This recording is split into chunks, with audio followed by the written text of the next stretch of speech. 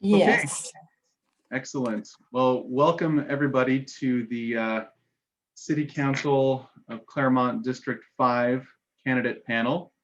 We have 3 of the 4 candidates with us here today, and we're hoping that the 4th will be joining us soon. So we'll go ahead and first start by introducing the candidates. Since this is being recorded, when we call your name or when I mention your name, if you don't mind, just say hello, just say something so that the screen cuts to you. And that way, for the recording, everybody will know who you are. And I have a gardener outside my window, so let me close this window. Sorry about that. Raul, did you want me to go ahead and make an announcement? Are you muted? Okay. So joining us today, we have Silviano Sal Medina. Hi, Hi, Sal. hello, everyone. And we also have Michael Sarasso. Howdy, everyone. Hi, Mike. Hi, Pat. And we have Bennett Ray with us as well. Hi, everybody. Thanks for hosting this forum. Hello, Bennett. Well, thank all 3 of you for being here with us. And our 4th candidate is Donnell Clark, who is currently working, but we hope he'll be able to join us during the panel. So we're going to go ahead and follow the same format that we followed last time. For those of you, including the candidates who were not on the last panel, because it was with a different district, the format is going to be a 2-minute speaking increment format. So every time it's your turn to speak, you'll have 2 minutes. Our president, Pat Lee, will hold up a sign when you have 15 seconds left. And Can she'll you see it? Yes, thank you. And then when your time is up, she'll hold up the other side that says time. So we're going to go ahead and start with opening statements, and I'm going to go in a rotating order. So we're gonna start first with Sal Medina for your 2-minute opening statement, please. Thank you, Mason. Again, thank you, everyone, for participating in this forum. It's a very great time to actually be a part of a political activity right now with everything going on. So I appreciate you guys taking the time out of the day to listen to myself and all the candidates as well. My name is Sal Medina. I am a 14-year resident of the city of Claremont. 13 of those years have been owning and operating a small business, Packing House Wines in the village here. In addition to owning the business, the 14 years that I've spent in town, I've been very active within our community, primarily being a member of the Claremont Chamber of Commerce, of which 8 of the years I spent on the chamber board, 1 of the years as board president. But there have been a number of other nonprofit organizations that I've myself and my wife have participated in this community with. Of course, Kiwanis being one of them, which I enjoyed the lunches that you guys offer at the church when I was a member there. The Fines, on the other hand, you guys can talk about those. But in addition to that, we've also done a number of activities with Shoes That Fit, Children's Fund, and as well as the number of nonprofit organizations in the community that we've pride ourselves on participating, not just as individuals, but as a business, as part of our model. I'm running on a number of different pillars that I believe are important to our community, one of which would be the community development, making sure that our voice from our district is actively heard and listened to with regards to how the development is going to be moved forward with in South Claremont, making sure that it matches the values of the surrounding community and that it matches the business values of our village as well. I'm also running on the idea of having a sound, balanced budget, making sure that we work diligently with our city council and staff to make sure that our budget reflects the values of our community. Greater community engagement from District 5, I believe, is absolutely necessary, and public safety, making sure that we're working diligently with our first responders to make sure that we are being treated fairly, equally, and patrolled respectfully across the board. And those are some of the goals that I wish to accomplish in my time. Thank you. Very good. Thank you, Sal. Our next opening statement will be from Michael Sarasso. Hey, guys. Thank you again for having me. It feels like it was 2 years ago at this time where we were closing in on that first run of mine. So being here today in COVID, it's a little bit different and a lot less debates than last time around. I'm grateful to be on this call. Being a candidate is a privilege and an honor to be able to have conversations with voters across this district and to learn and grow from them. I think being a candidate, a big part of public service is consistently growing and learning from the individuals that speak and share their experiences with you. So I'm grateful to be on this call and to be surrounded by great candidates. I was thinking today about the civility in this race and how we have all treated each other, both in these forums as well as on social media, and the conversations and the back and forth dialogue that we've had. And it's nice to be around, because I think right now during COVID, it's a challenging time just to be a person. There is a global pandemic. There are challenges with our budget. There has been social unrest and frustrations here in this community. And I'm excited to be part of it, to lead and put a voice to some of the concerns that citizens have. I have lived here for 9 years. I came to Claremont in 2011 as a Claremont student at Pitzer College. I was a new resource student, so I was 29 years old. I was a little bit older, but it was exciting to move here to my dream city. I originally lived in West Covina, but found myself traveling a lot up to Claremont and wanting to spend time here. I was involved pretty quickly and early on in the city. I got involved with Sam Perdoza and Joe Lyons as a volunteer, organizing citywide events. Learned a lot about this community while I was going to school here. I was a volunteer at Uncommon Good. I was a writer at the Claremont Courier, and I have participated in a bunch of different functions that I hope to spell out during this forum. So thank you for having me. And again, I'm excited to be here. Good. Thank you, Michael. Okay, and rounding off our opening statements will be Bennett Ray. Thank you, Mason, Pat, Raul, everyone in attendance for taking some time out of the middle of your day to be civically engaged. It's very meaningful, I think, to have these conversations. I echo what Mike and Sal said about the importance of it, and I'm really happy to be here. My name is Bennett Ray. I am an environmental professional. I've worked exclusively for environmental organizations and nonprofits the past 8 years. And I got involved in this race and kind of threw my hat in because I didn't see a lot of people historically in city government or our city council from my economic circumstances. Though I worked in the environmental realm for a long time, my most recent job is as a bartender due to COVID in some ways. And my family and I, we rent. We probably won't be able to buy a house here for the foreseeable future. We've got student debt. We know what it's like to live paycheck to paycheck. I've been there. And I think it's very representative of a lot of people in District 5 that I've spoken to and beyond. So I think I can represent this district from a place of lived experience and real empathy. And that was a huge reason why I got involved in this race. I am running on a progressive platform of economic and racial justice, increased sustainability. Obviously, with my environmental background, that's incredibly important. And I think it's important for us to do our part to fight climate change. We can do it on a city level. And a reallocated budget that truly reflects our values. And that includes fixing it, that includes getting out of debt, but it also includes a great amount of pandemic support. We've heard the phrase unprecedented times a million times over, and I believe it requires unprecedented support. And I'm excited to talk more about what that looks like and why I feel like I'm the best candidate to be the first representative from District 5, because we have a real opportunity to put someone on the council who understands what it's like to live here specifically and represent the needs of our community. Thank you. Very good. All right, thank you very much. Okay, so next we're going to move into the questions segment, and it's going to continue on the 2-minute format. We'll just go ahead and rotate in the order that we start. So since Sal started with the opening statements, we'll begin with Michael for the first to respond to the first question. We have 4 pre-selected questions that were submitted by members of our club. In particular, we had some questions submitted by some club members who live in District 5. So many of these questions are specific to District 5. And then at the end, sometime around 1:10 or so, we'll go ahead and wrap up with 2-minute closing statements from each candidate. So we'll go ahead and dive into the questions now. Again, we're going to start with Michael Sarasso to be the first to answer.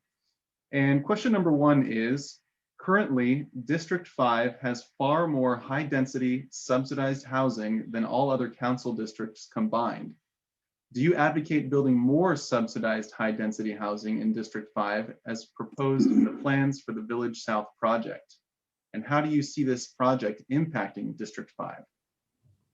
Yeah, that's a great question you're asking. I'm 100% for affordable rent in District 5 and across the city. We've been strong advocates for affordable rent since the day that we announced. We've talked about expanding the inclusionary ordinance, which is currently between 10 and 15% to 25%.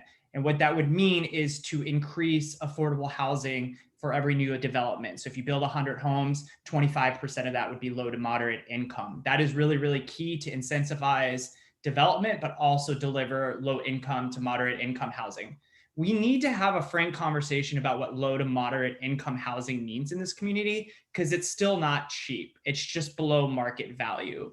So for me, when I'm thinking about low to moderate income housing, I'm thinking about the teacher who is earning $60,000 who wants to teach at the Claremont High School and who also wants to live here instead of commuting 40 minutes a day one way to get to his or her job.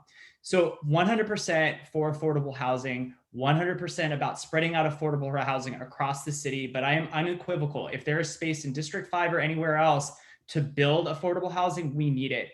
Because we've talked about how more working families living here will bring more community spending power into our small businesses, which then will also impact our city government. Working families that can live here and afford to live here will bring money to the community that will spend at businesses like Sal's, where they will spend time in the community, invest in the community, and will help us elevate some of the issues that we have, like addressing our budget, our structural budget deficit, which is projected to be between $2 to $3 million. So to me, it is a circular effect. Everything impacts everything, and more affordable rent spread out will help us with our community spending power, as well as attract working families to live here and afford here. Thanks. Thank you, Michael. And to all the candidates, when your turn comes up, if you'd like me to repeat the question, just let me know and I'll be happy to do that.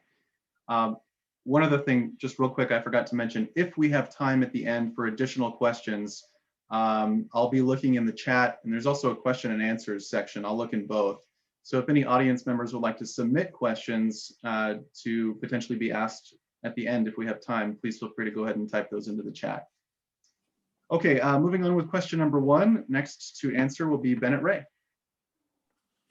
Thank you. Yes, this is a question that I've heard on many occasions from a lot of residents, and I understand the concern here.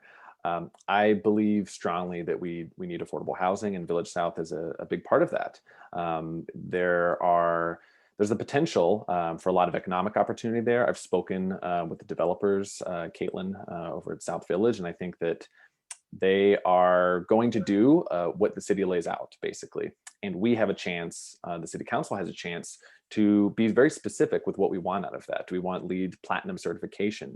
Do we want a certain specific percentage of affordable housing? And we have to hit our RHNA goals. We have 1,700 units to build in the next 9.5 years. So we need housing. And I believe that 40% of all of those units should be affordable housing. It's a high number. It's been done in cities across California before. And I think Claremont, as Mike alluded to, that is not, you're making $15,000 a year and able to afford it. That's you're making 60, that's you're making 50. That's basically what my household makes. When we live in a townhouse, near San Jose Avenue, and that is, we are like many of the families who could use affordable housing in order to stay in Claremont. I want kids who go to school at CUSD to be able to stay here when they graduate high school or college, and affordable housing is a big part of that.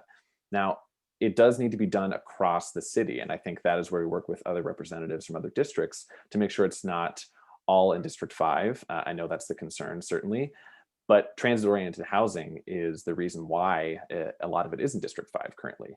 And that goes into a bit of, trying to reduce the number of cars on the road and trying to reduce emissions. Transit-oriented housing means that our biggest buildings and highest density units are close to buses and metros. And I think that has to be done both north of Foothill and also south of Arrow, where we're talking about. Thank you, Bennett. And our final panelist to answer question number 1 will be Sal Medina. Thank you, Mason. I think we can all agree that we're all in favor of affordable housing. I believe that the city of Claremont not only is expected to bring in the affordable housing, but we all want affordable housing to be in here. Every one of us at some point or another, when I first came into Claremont, I would have fallen into the affordable housing need. And we really do need to kind of eliminate or help reduce the stigma of what affordable housing is. Affordable housing candidates are hardworking people. These are people that bring value to the community. They bring tax dollars to the community. They bring community into the city of Claremont. And I myself have said a number of times, again, I would have been one of those persons to have been admitted into the city of Claremont under affordable housing option. And 13 years later, 14 years later, here I am running for council. So there's an amount of debt that we will repay our community when we're allowed to kind of come into the community. And that's part of my candidacy here is giving back to the community because I was fortunate enough to make my way in here. I think what I would like to see is I would like to see the city of Claremont as a whole take the responsibility of building affordable housing, because not everyone that comes in under an affordable housing opportunity wants to live in a downtown area, wants to live near the metro station. If we take a look at our Courier Place development, most of the people there have transportation. They don't necessarily need public transportation, whether it be metro or whatever is going to be built in the city of Claremont.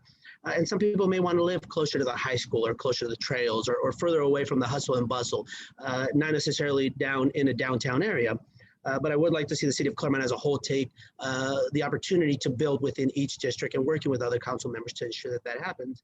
And how I see that it will impact our district is, of course, if it's built correctly, I think it'll definitely be a positive impact where we're bringing in more regional businesses and we're bringing in regional tax dollars and bringing in visitors to our community to help our budget and really help us grow and develop into the next decade, if you would. Okay, thank you, Sal. Thank you to all the Thank you, panelists Sal. for your answer to the first question. So we'll move on to question number 2, and this time we'll be beginning with Bennett Ray to answer question number 2. Second question is, the number of people who are homeless is starting to swell. Many are becoming more assertive in their interaction with Claremont merchants and residents. What is your plan to resolve this challenge? How do you feel about the idea of diverting some police funds to supplement other social services, such as a response to mental health issues or homelessness? It's a great question. And interestingly, our homeless population actually went down this past year. It went from 29 to 17 in Claremont. In our neighboring Pomona, they went up above 700. And I've spoken to a hopefully future councilwoman over in Pomona about this issue, and she sees a lot of need for collaboration between our cities, and so do I. We need to be working with Montclair and Laverne and Pomona and Upland, because it's not something that just stops at the borders of any of our different towns. It's a human problem, it's a holistic problem, and I fully support diverting funds from policing in order to fix this problem and treat it as the disease instead of the symptoms. And I think, you know, if we are providing housing, that's the easiest way to reduce homelessness. Prevention is a huge part of reducing homelessness as well. So taking care of people before they fall into homelessness is huge. Rehabilitation, mental health services, all of this, if we can provide as a city, you're not going to deal with it as a business owner in the village. We're not going to see it from, you know, the side. We're not going to be seeing people at the park having to sleep there. And most of all, we are taking care of our residents. You know, our homeless residents are our neighbors. They are people who live in Claremont too. They are Claremonters. And I see it as our responsibility, our duty, a moral duty to take care of them. And I believe that there's a lot being done with Tri-City Mental Health Services, but the city of Claremont itself could take on some more. I am an advocate of defunding police in order to refund human services. CHAP is an organization that was partially defunded for the next year in the fiscal budget. And I think that we should be moving those funds from policing, which, you know, is not going to help a lot of homeless residents at the end of the day, to mental health services, to rehabilitation, to housing, permanent housing for these folks, so they're able to get off the streets and live with the dignity that they deserve. Okay, thank you, Bennett. Next, for the second question, will be Sal Medina. Thank you. And I think when we look at our unsheltered, our homeless population in the city of Claremont, it's difficult to identify them within a number, whether it's 17 or whether it's 27. Those of us that have a business in town, we see that our homeless population is becoming a little bit more active and a little bit more aggressive. And that's not necessarily a fault of theirs. You know, these are people that are hungry, that are starving, that they don't have a place to go. And we need to be compassionate to these people, because any one of us at some point or another has felt that we could be a paycheck or two away from being in that same situation. And whether or not we had the help of friends and family to keep us out of that situation is just an opportunity that every one of us has dealt with individually. I do feel that we do need to make sure that we are working with our regional partners, as Bennett said, because homelessness is not a Claremont issue. It's a regional issue. It's a state issue. It's a nationwide issue, and we need to work together with our community partners, whether it's with Tri-City or expanding that group from Tri-Cities to making it a larger collaborative effort where we are working with larger groups to make sure that we are working together and not just shuffling the problem from one location to the next. And it just becomes a revolving door, but really assessing the situation and making sure that we are not only taking care of our homeless population, but making sure that they're treated fairly and respectfully across the process. And with regards to diverting some of the funds, I believe that if we are reducing some of the calls or some of the efforts that our police department would be doing to communicate with our homeless population, then like any other business, if there's less labor, then there should be less financial input going. So some of the funds that would be diverted from our police agency to our Health and Human Services or to another department would be rightfully done, in the sense that the workload should also be reduced in our police department, and making sure that there is a trained professional that can handle or can work with, I should say, not handle, but work with our homeless population. And again, making sure that they're getting the help that they need. And also making sure that we're tracking. Some of the homeless population doesn't want our help, but we still need to make sure that we are following up with those people and making sure that we're, again, seeing where they are. Very good. All right, thank you, Sal. And Michael Sarasso. So first, the individuals that we're talking about that are homeless are individuals who are struggling with mental health, substance abuse. Some have fled domestic violence cases. In each of those instances, there are different ways to approach them. And that's why we've talked about nonviolent first responders being part of the solution. Funding for nonviolent first responders is tricky. It's not just slashing the police budget or saying we're going to move around some dollars in our budget. It's going to take a lot of work, and it's going to take a lot of time to actually implement an infrastructure that can put together a nonviolent first responder program. We have argued in our platform to reduce the police budget by 20%, to reroute to city services, including nonviolent first responders. And the reason we're arguing this, it's a security challenge as well. If you think about our hotels right now, they're attracting individuals who are struggling with substance abuse, struggling with mental health, struggling with homelessness. They're attracted to these areas because, well, it's pretty obvious why. We need nonviolent first responders to go to those hotels and disarm, with the support of the police, to be able to disarm these folks and get them into the continuum of care that they need. The same for College Park. I did a walkthrough of College Park about 10 days ago, and what I saw are homeless individuals hiding out at the park. We need to support those homeless individuals who are struggling with substance abuse and get them into the continuum of care. But the police don't get out of their car to patrol the park. They drive through the area, but they don't get out. And so we need dedicated first responders to get out and be able to get these folks the help they need with emotional IQ. This is also a security issue because we have families who are going through these parks and having their kids play at these parks. So having some the ability to compromise and think about how long we keep our lights on, et cetera, we can think about providing security for our families while we get these programs in place so everybody feels safe. So this is an issue to support our homeless populations that need the help, but also security issues to make sure we support our hotels and our parks and our community. Okay, thank you to all of our panelists for your response to that question. And for question number 3, we're going to begin with Sal Medina.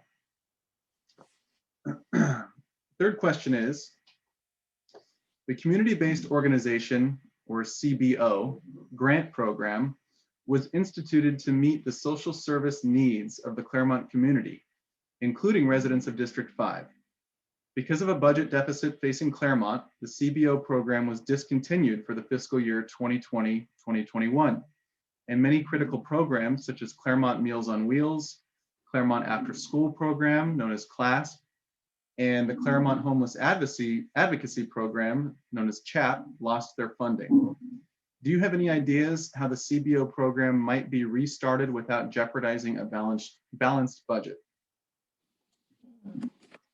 And again, we'll begin with Sal Medina for this question. Thank you. I believe when it comes to our public service opportunities that we have in Claremont, whether it's the CBO, whether it's our police, first responders, whether it's youth sports, whatever it may be, I believe that we do need to look at the budget first and foremost and making sure that we are balancing the budget and streamlining all activities to make sure that we are managing our spending as responsibly as possible, whether we're need to streamline some processes or whether we need to reduce payroll in certain areas. But I believe that we need to look at the budget to make sure that we can really streamline those areas and be able to support programs such as CBO and making sure that there is funding in the budget to make sure that those programs are up and running. The Meals on Wheels program, which a number of our residents within District 5 rely on heavily, just for an opportunity to have a good meal if they can make it out. And especially in this time, most of our seniors or most of the folks that are quarantined inside their unit cannot make it out to get their shopping done or having a dinner process. So the Meals on Wheels program is another one that's definitely something we should look at to make sure that we can revitalize those programs to make sure that everyone within the community needs are met. But again, the important thing is that we look at the budget holistically and making sure that we are balancing it and operating it with the community in mind and with the needs of the community first and foremost, and making sure that we are processing the benefits across the board, regardless of district, but District 5 definitely having some of those budgetary restrictions affected the greatest at this time. Thank you, Sal. Michael Sarasso. We are living through a global pandemic. Our colleges, which generate regionally $400 million every year, are shut down. The 20% transient occupancy tax that the colleges provide for the city, we don't know how much of that is going to be gone to fund our upcoming budget. We need to stop. We need to acknowledge that the global pandemic is going to impact our spending. The next council will not have as much accessible public dollars as this current council or the previous council. We've had boondoggles like the police department. We've had, the failed Measure CR measure. So these challenges have compounded. So we're in a moment where the next council has to really think about, okay, how do we keep our city budget afloat? And then how do we refund some of the programs that were mentioned by Sal, including CHAP, where the Chamber of Commerce, it's going to have to be through private dollars. You're going to need the next council to really think about advocating for this city to get private dollars invested in the city. This means philanthropy money. So we can talk about more deregulation, more tax cuts, playing around with city employee salaries, which, by the way, you can't necessarily do that unilaterally. And if you do dial down a city employee salary, then that's going to impact our government services. You need someone who has regional ties and relationships to go out there and be a spokesperson and say, this is where Claremont is, but Claremont in 5 years is going to be this. We're going to have a Village South that's going to bring working families in. We're going to have businesses right now where commercial lots are closed. We're going to put businesses in there. We're going to be the leader in community safety where everybody who lives here feels safe. And you have to go out there and sell it to folks who are willing to invest if they see an ROI, a return of investment. And that's what I hope to bring to the next council, is someone who is constantly active, looking for private dollars to keep our parks lights on, all the way to funding the programs that we have appreciated over the years. Thank you very much. And Bennett Ray. Aging next, CHAP, Sustainable Claremont. I see all these organizations and other CBOs as incredibly important and vital to the success of the city. And I know in speaking with the leaders of some of these organizations that the funding that they get from the city, they're able to leverage into state funding, into national funding occasionally. So it's not just that they've been, defunded in the next budget, but they're kind of being cut off at the knees in order for us to save money. And obviously we have, as Mike said, a $3 million budget deficit projected by 2023-24. But now these organizations are not able to raise money on their own as much thanks to this defunding. So as I mentioned before, I am an advocate of defunding police in order to move money into these other CBOs and other human services. And I think it's incredibly important also that we realize how much that impacts District 5. Trees are being planted by Sustainable Claremont in District 5 specifically more than other places in Claremont. Meals on Wheels is incredibly important to so many members and neighbors that I have, I know personally. And so all of these services are deeply felt on a daily basis by us in District 5. It's going to require grants. It's going to require national partnerships. It's going to require countywide partnerships. And I'm bringing some of those relationships from the larger LA County to the City Council. LAEDC, Los Angeles Economic Development Corporation, are people I've worked with for 3 to 4 years at this point. And if we're able to leverage the relationships that we're bringing here, and as was alluded to, if we're able to look outside of Claremont, that is what's going to be necessary in order to get through this recession, because the pandemic is with us for a while. I think that it has to be a combination of fixing the budget without taking away vital services for people during a catastrophic time financially and physically and safety wise. It has to be a focus on people's safety and security first, and the budget should reflect that and follow. Okay, thank you to all three of you. And we've got one final pre-selected question. And I do have a few questions from the group as well. So we should have time to get to at least a couple of those. So this last pre-selected question, we're going to begin with Michael Sarasso. And the question is, the motels near the San Bernardino Freeway, also known as the 10 Freeway, have become a source of crimes involving shootings, murder, and prostitution. How do you intend to deal with this problem? Well, I think we'll start over. Oh, am I echoing? That's so crazy. I'm going to do that again. All right, sorry. That just looks like super loud on my end. So I spoke to this earlier about nonviolent first responders being part of the solution to support our hotels. You know, thinking about mental health and having an honest dialogue. We're in a time right now where we can be honest and engage these issues without stigma. We can shift the paradigm and say, okay, the individuals who are struggling with homelessness, the individuals who are attracted to purchasing drugs, the individuals who are fleeing domestic violence or fleeing challenging situations, who get caught up in some bad situations, how do we help them? How do we provide a service to them? And how do we make sure we don't create a stigma around these individuals where we just say, well, everybody who is attracted to the hotels, the issues that are happening at the hotels, they're all just bad people and they're just creating a trouble and they're eyesore. Not going to happen if I'm elected to city council. I'm not going to allow that stigma to prevail. When we're thinking about prostitution, we know we've seen in the Courier and other articles about some of the challenges that have been going on at our hotels. We need to work side by side with police, with the police, not only within our city, of course, but regional allies as well, working closer with Pomona, because we can't fund the entire patrol. We can't do it all ourselves. We don't have the money to add more police to be patrolling these areas. And even if we had the money to add more police, I would rather put nonviolent first responders at the hotels to make sure we have the emotional IQ to disarm individuals, to get them into the continuum of care. We're seeing this spill over into our parks. Look at College Park. I talked about College Park earlier. Over near Green Street, we're saying being more flexible with the lights staying on so families feel more secure so they can see what's going on. We need to be flexible about the things that we've done in the past to be able to make people feel protected now. And we need to be honest and have an open dialogue about how that's done, or else it's going to be the same old, same old. Thank you, Michael. Sal Medina. Actually, I'm sorry. Excuse me. I went out of order. Bennett Ray, you're up next. All right. Thank you, Mason. I think this conversation brings up the idea of safety that has been very prevalent and prominent in our conversations this year. And I have had so many conversations with residents, and there's a lot of ambivalence people will tell me, you know what, I feel like we're over policed here in District 5, that like there's too many police, like there's not that much of a problem. I don't understand why there's so many cops here on San Jose or whatever. And yet in the same breath, they'll say, and the motels make me nervous. And that's, 100 yards from my house.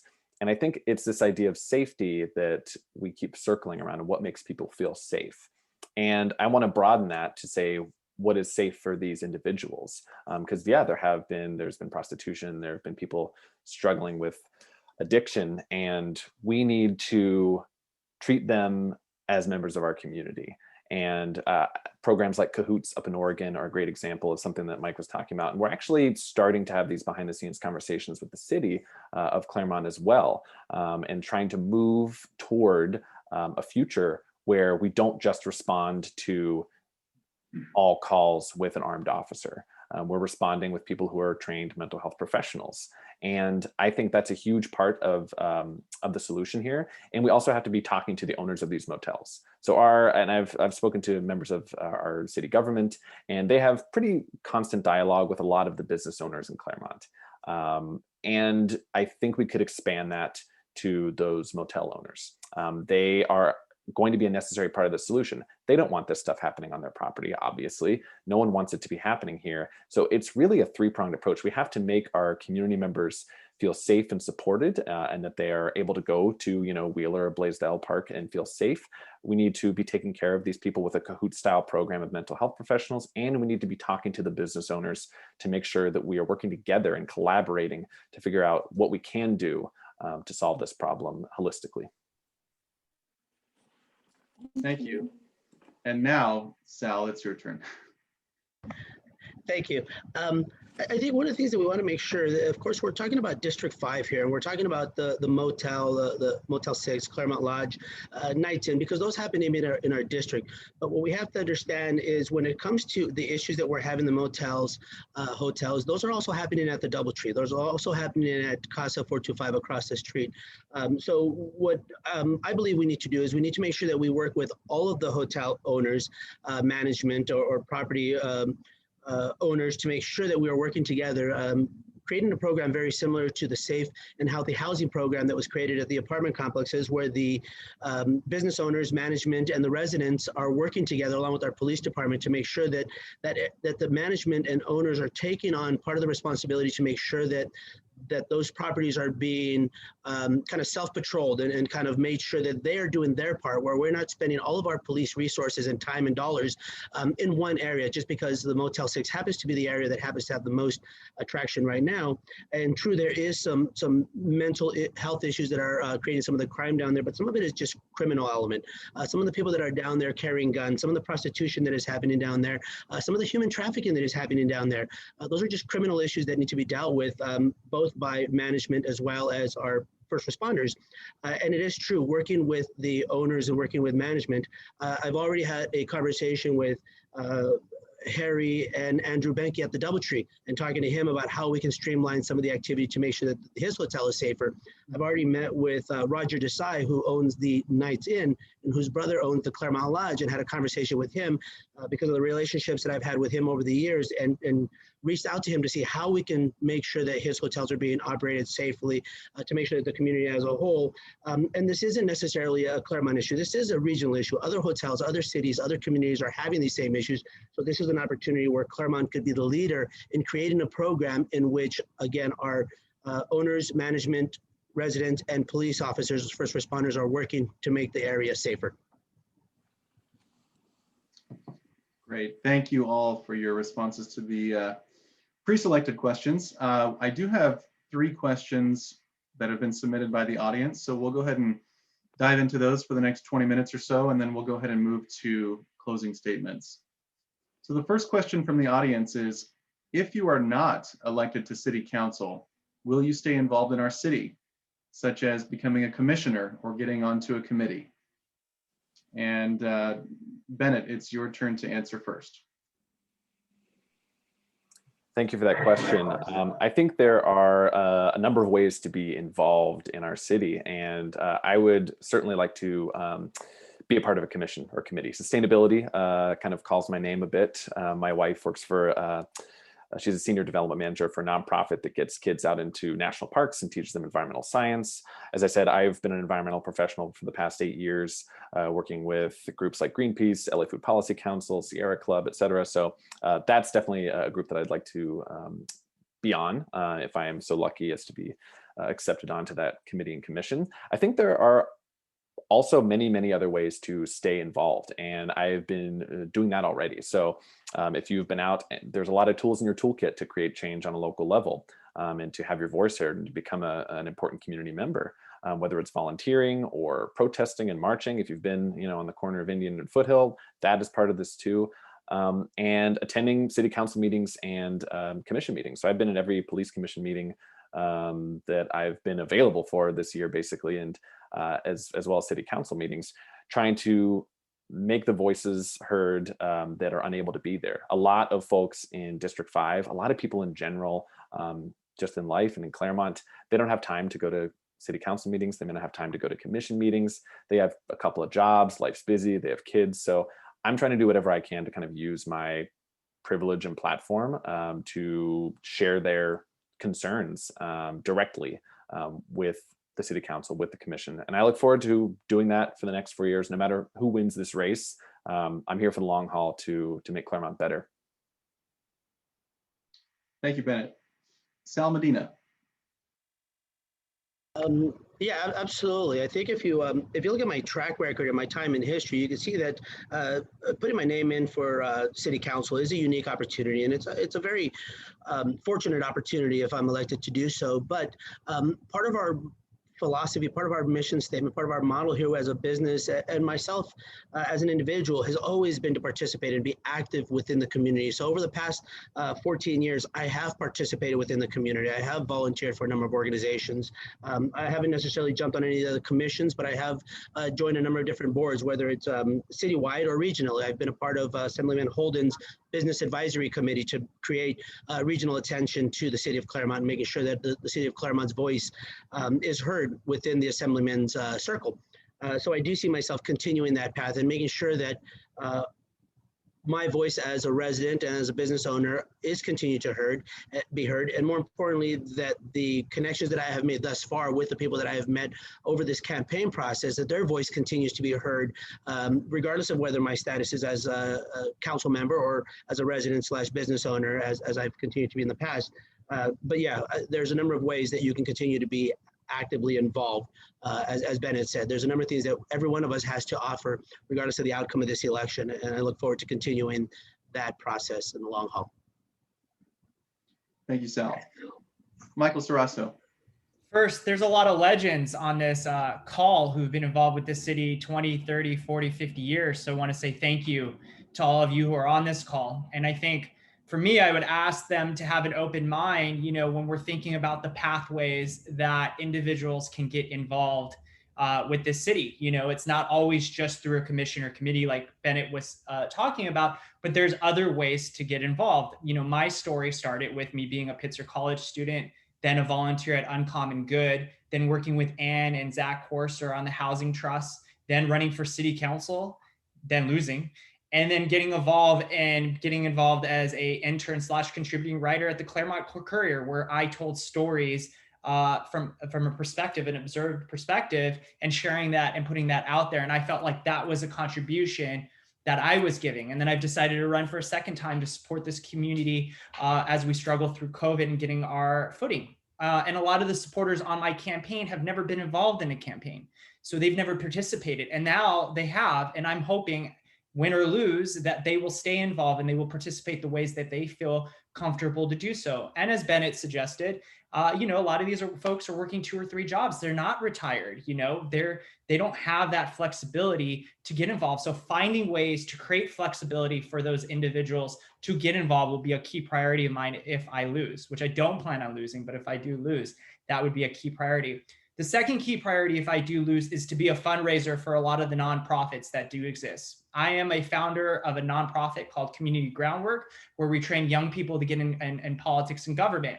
I'm going to take that expertise, win or lose, to go and make sure we're raising the private dollars to support our parks, to support our nonprofits that have lost city funding. That will be the #1 priority I have, either on council, where I'll have that platform to work on, or as a private residence, because I know how hard it's going to be to get public money. We don't know when the next stimulus package is going to come. We don't know how the state is going to fare after this election. So I want to be there for this city.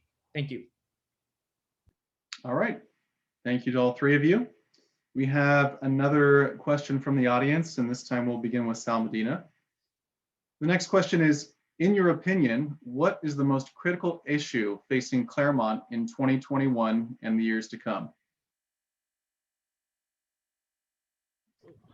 Well, I think when we're looking at the greatest issue facing the city of Claremont as a whole, in my opinion, I believe it's going to be the budgetary restrictions. I believe the budget is going to be kind of first and foremost issue that we're going to be facing in regards to the fact that if our budget, and we know our budget, we're facing a deficit over the upcoming years. Our budget is not going to be as flexible or as lucid as it may have been in the past because the dollars are not there. And as the budget goes, so do some of the other, again, we talked about the community service organizations, the public organizations. And again, we're talking about staffing services, things that are happening to us that are going to be, that are directly affecting every one of us, whether it's street cleaning, whether it's lights at the park, whether it's tree trimming, whether it's tree planting. The budget, if you look at the city as a business, a budget is first and foremost what drives the machine. That is the engine that moves the machine forward. And if you don't have a good running engine, if you don't have a good functioning budget, you're going to have some issues going forward. So in my opinion, I think that we really need to look at our budget, because the budget will affect the services, will affect the safety of our community. The budget will affect a number of different avenues across the board. And again, with or without the dollar, that changes the makeup of our community drastically. If you have the dollars available, it definitely increases in a positive nature. But unfortunately, if you have less of the dollars available, the goal is to minimize the impact so that it doesn't affect the community in a negative way. Thank you, Sal. Michael Sarasso. The challenges that we have, I also think we can pivot that and say, let's be excited. I know that the global pandemic has sucked for a lot of folks. I know there's disagreement about affordable housing and community safety, and I know there's a large sound outside, so now I have to deal with that. So I just want to give me some points for balancing it. But I know there's challenges with community safety. I know there's challenges and disputes about affordable housing and how we should approach small businesses. But let's be excited for a moment and really think about what we can do. We can fill our empty commercial lots in the Village and over on Foothill Strip. We can bring businesses into this community. We can think about community safety and reimagine it and think about ways to end implicit bias, to create a community where someone can walk down the street and not feel like the police is going to be called on them. We can transform the way we think about policing and install a first responder program that can reduce our homeless populations at College Park, at the hotels, over on Foothill in town. We can transform this community the same way as a lot of the individuals who are on this call right now transformed the community once before. We can do that together. And I think optimism and hopefulness is something that needs to be spoken about at the local level all the way to the national level, where we really think about ways where we find commonality versus constantly saying, well, that person is in that tribe, therefore I can never talk to this person, or that person's in that tribe and we just can never communicate because they want overdevelopment or they want underdevelopment. It's like, no, we can come together and talk to one another. And I'm hoping after this election, win or lose, supporters for Sal, supporters for Bennett, my supporters, whoever wins, we say, okay, let's sit down and create a paradigm shift and let's change Claremont and build on the powerful foundation that we already have and just make it better. And to me, I think that's going to be the biggest challenge, is coming together, finding compromises and not pointing fingers at one another, because I think we can get a lot more done if we look at each other and see that our intentions are to serve this community. Thank you, Michael. Bennett Ray. So I think the question was kind of framed as what's the #1 priority for the city of Claremont, and Claremont is its people. And I think whatever the response is, it has to focus on its people. And that's why my first priority, it has to be pandemic support. We are not immune to this global catastrophe that's happening. A lot of us are nervous or scared of losing our healthcare, losing our jobs. People are nervous about losing their homes. And I think we need to do everything that we can on a city level to ensure that our residents are safe as much as possible and supported in this time. It is unprecedented. And as history has shown us, unprecedented support is needed in unprecedented times like this. So I'm calling for pandemic child care for all.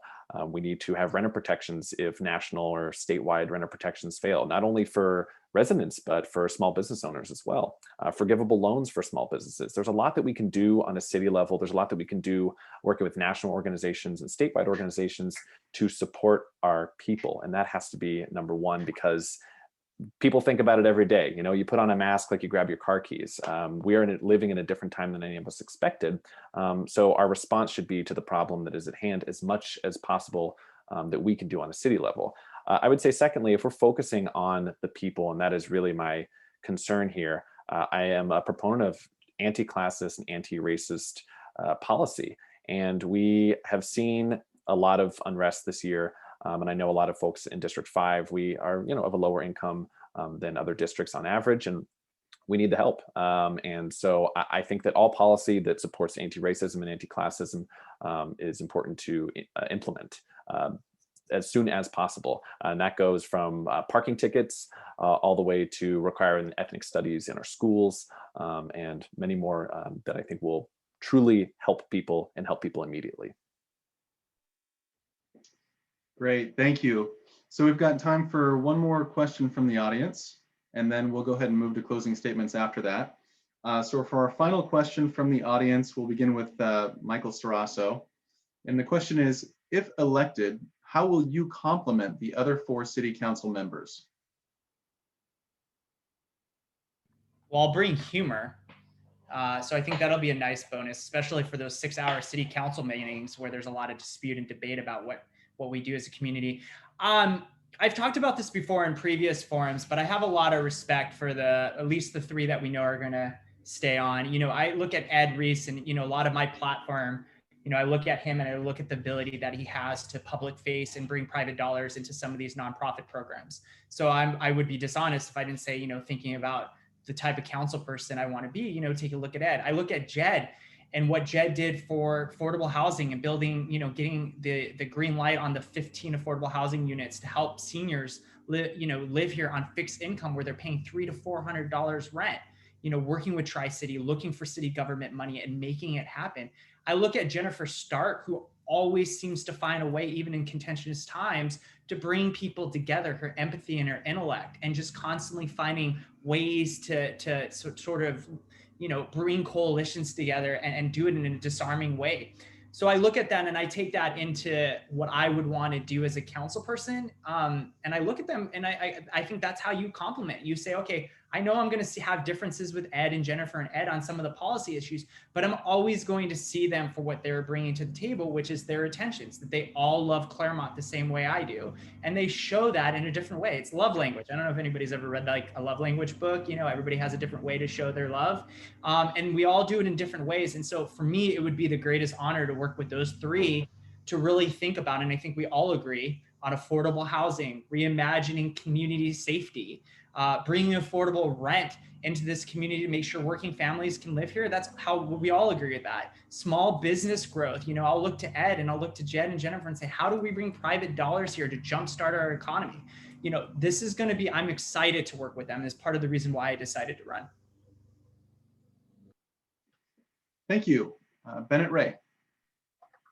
Yeah, I have a great deal of respect for our city council members. I've had conversations with many of them, and I would be delighted, excited, and so happy to join that council and collaborate with them. I know they've been criticized for groupthink and other stuff, but I think that's just showing the strength of their relationship and their bond, and how excellent they are at working together to do what's best for Claremont.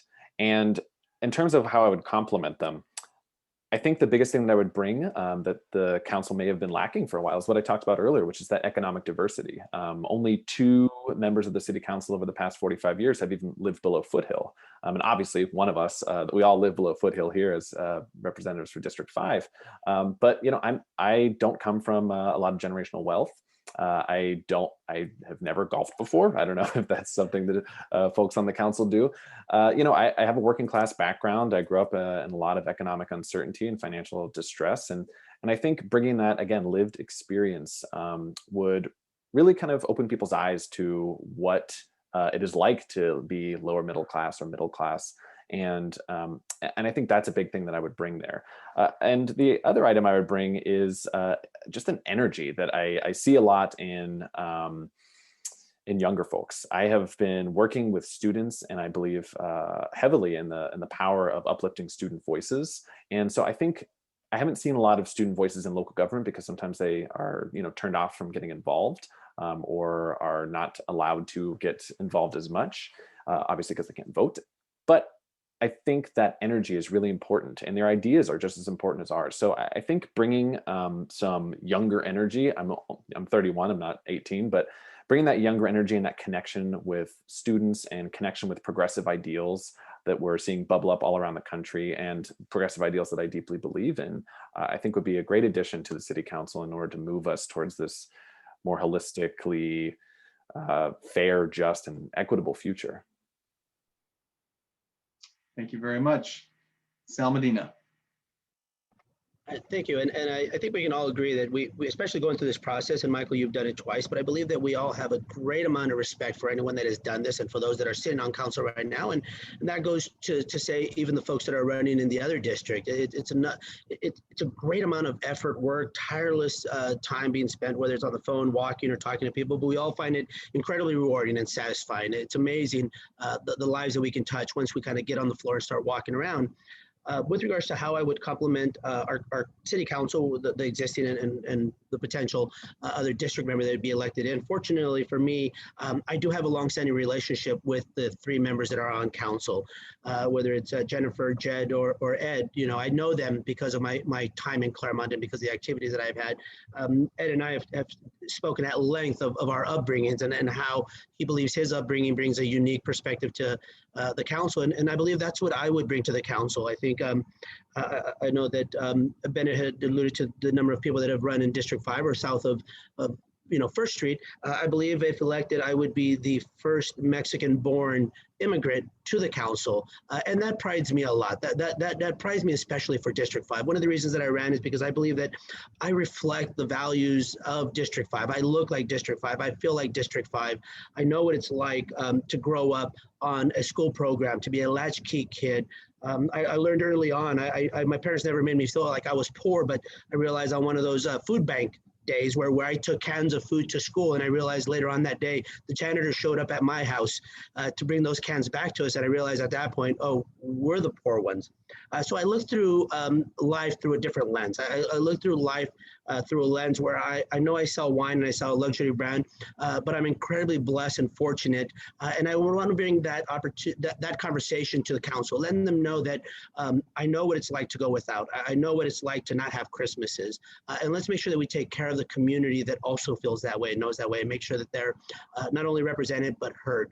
And that's my goal, to be able to bring that to our council.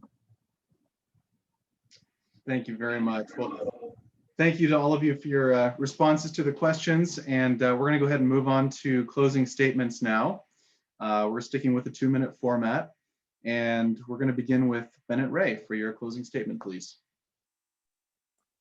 Mason, Pat, Raul, thank you so much for hosting this, and to everyone at Claremont Kiwanis. It's another forum that I would love to have in person, but it's great to do it via Zoom anyway. Sal, Michael, it's a pleasure again to be at a debate with you, and always good to hear your thoughts and ideas. I am really excited about this election and what can come from it. And no matter what, I think we can all agree that November 3rd is not the end. It's just the beginning of the work that we're going to do. And I'm in it for the long haul. I've got a 1-year-old daughter. That's my part-time job right now, is being a stay-at-home dad. And we're going to be here for a very long time in Claremont. You know, we've got the next 50, 60, who knows how life ends up at 70 years. My daughter's going to learn to ride a bike here. She's going to go to school here. She's going to maybe get her first car here, and it'll be completely electric. I don't know. And I am so vested in and so invested in Claremont and creating a better future and being a part of it, however it comes. And I believe that the City Council is a great way to do that. It's a great way to be involved, and it's a great way to push for a better future where all of us feel taken care of and supported and safe, where Claremont leads, where Claremont is a beacon of progress, where we're doing our part to fight climate change in small ways and big, where we're doing our part to fight injustice, both economic and racial. And I can list off lots of endorsements: Claremont Disarm Hate, Sunrise Claremont Colleges, Our Revolution LA, which is the Bernie Sanders organization, the local chapter. I can list off endorsements that I'm very proud of. But even at the end of the day, it's really the conversations that I've had with members of our community. And it's 100+ people that have endorsed me there. That means the most to me. And I want to do everything I can in order to lift up the voices that have been unheard and help people that have been overlooked, and be a representative that will listen to the needs of all of Claremont, certainly, but truly to those who have not been listened to for a very long time. So that's why I'd ask for your vote between now and November 3rd. And thank you so much for the time today. Thank you very much. Sal Medina, your closing statement. Thank you, Mason. And again, thank you for everyone that joined in the conversation. And thank you, Michael and Bennett. It's been a pleasure being able to listen to you guys. And I know that we all have the same belief, which is that we want to make Claremont a better place. We may have different ways in which to get there with different routes, but it's been a pleasure being able to listen to your guys' conversation. And again, being able to fill me with different vantage points and different understandings of how Claremont could be a better place. I'm excited for the opportunity to represent District 5 because, as I said a minute ago, I believe that I am District 5. I look like District 5. I sound like District 5. I share my conversation with a number of people as I walk this district, and I'm hesitant to take on the statement when people say, wow, you are the American dream, rags to riches. You came to this country as a young kid and you have a business now and you're successful and you live in the city of Claremont. But I believe that every one of us on this call, we are the American dream. We have our own story, whether we started from nothing and moved to something, or whether we started from something and just have something else. We've created our own dream, and we just want to give back to our community and participate in the process in which we will make not only Claremont, but the residents of our community better people because of it. And I'm proud for the opportunity to be able to participate in this process and be able to have conversations both in English and in Spanish with our community and let them know, hey, just because you're a dyslexic immigrant, don't worry, someday you have the opportunity just like everyone else. And I, for one, don't take that for granted. I believe that my parents came to this country and brought me here, and I believe I owe it to them to do better. We all believe that we want to do better than our previous generations, that we want to give back in a greater way. And I believe that this process for me, as I've spoken to my mom and my dad, both my parents, this process to me is the greatest gift I can give them, and sharing with them that I am not only proud to be a naturalized citizen, but very happy that they sacrificed so much so that I can do what I'm doing now. And I hope that being a city council member for the city of Claremont is my next avenue. Thank you. Thank you, Sal. And our final closing statement will be from Michael Sarasso. Thank you, everyone, for making this happen. To Pat and Mason, thank you. I wish I could be seeing you two in person.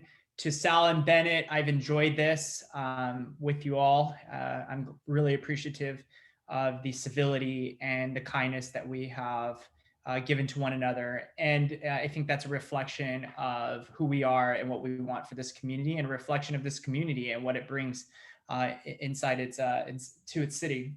I'm a pretty optimistic person, and I think, running a campaign during COVID can be challenging. And sometimes I bet the other candidates can say your moods can kind of go up and down, especially if you're balancing a household, if you're managing a business, if you're taking care of a 1-year-old who's learning how to walk and play with leaves. We're all thinking about, our responsibilities outside of the campaign, and then we jump into campaign mode, and our job is to show why we have the leadership qualities.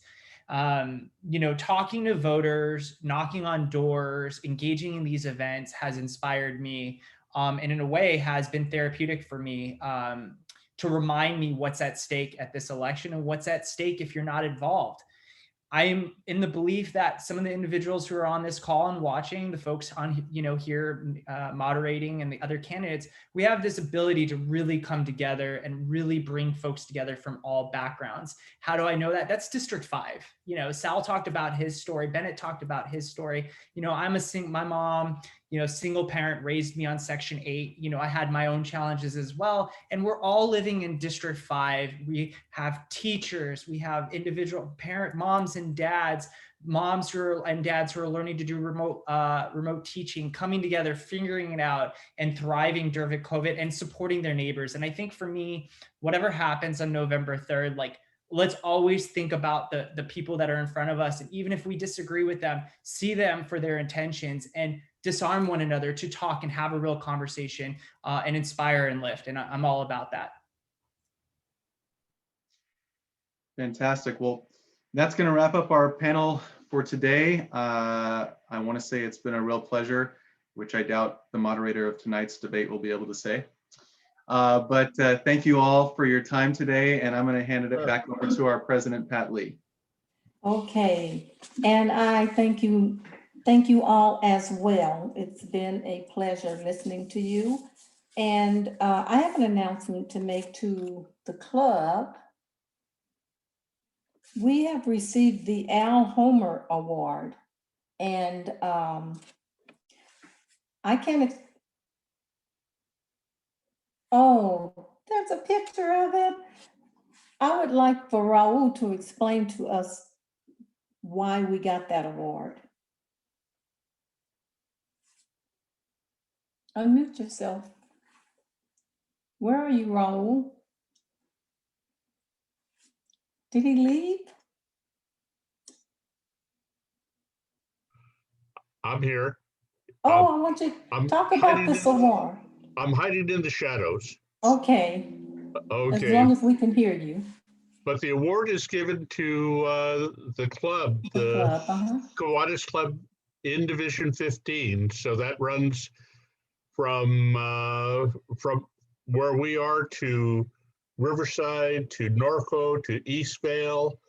So I believe there are something like 15 Kiwanis clubs. And this is the third year in a row that Claremont Kiwanis has received the award for the best club in the division. And that's simply because of the effort of the club. We pulled together, and this particular year has been a very difficult one with the pandemic. But let me catch that phone. But at this point, our efforts have been recognized by the division, and we have gotten this because of the work that this club has done.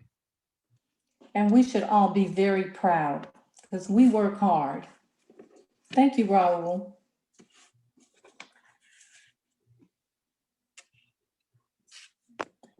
And if there's nothing further, I think we can adjourn. I'm gonna hit the bell. Thank you again. We're done. Okay. Thank you, Thank you guys. all. Thank you.